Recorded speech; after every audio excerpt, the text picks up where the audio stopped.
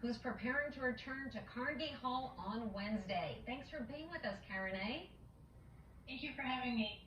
So let's take a listen to your last in-person performance. This is right before the shutdown on March 8th.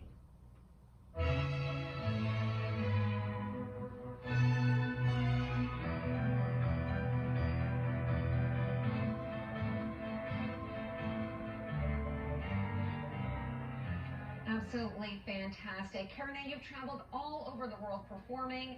As a top pianist, how did you decide what to do during the pandemic?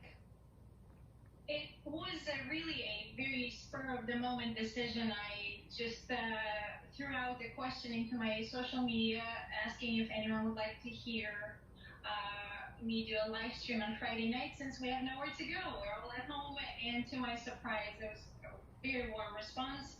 And I put together a short 20 or so minutes program, some of my favorites, and had the absolute best time performing on Facebook Live and seeing everyone comment. And it just was such a beautiful feeling of connection at that very scary moment of isolation.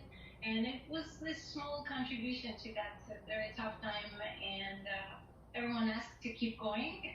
And here we are, actually at the 81st Facebook Live yesterday, so still doing those weekly shows. All right, let's take a listen to one of those incredible performances.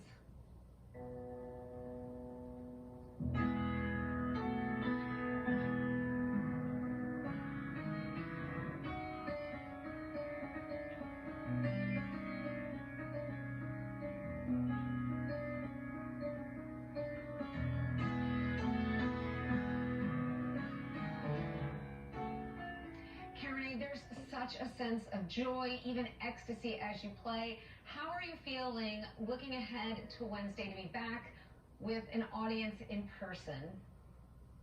I am so excited. Music is just such a life force. It just has this incredibly uplifting, transformative power.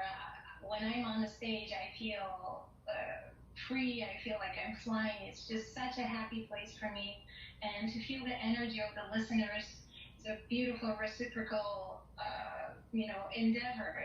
It's like they're helping me perform even better. So I am thrilled to be back to the live stage and be in front of a live audience. Very excited. And for this particular performance, it celebrates the spirit of New York City. You're from Armenia, but you've been here for 20 years. What's on the slate as far as what you're performing? Well, it's a really special program, and it's very meaningful that it's being presented by the Permanent Mission of Armenia to the United Nations, and we're doing it in honor of Armenia's independence. And New York, to me, is like the United Nations. It is the most welcoming place in the world, especially for creatives and artists. And some of the greatest musicians and composers have made it their home. They have felt welcome here to come and create. And so I've put together a program of such great figures in the 20th century, some of whom are native New Yorkers like Gershwin, a Brooklynite, and some that immigrated like Sergei Rachmaninoff, who came and lived on 84th Street. So it just is a celebration of what a wonderful place this is for music and for arts. All right, Karen A., thank you so much. Now, for details, people can, of course, go online to carnegiehall.org for that and their full slate that's coming up this season. I want to thank you for being with us and, of course, ask if you could play something to take us out. I would love to. I'll play some Stravinsky for you.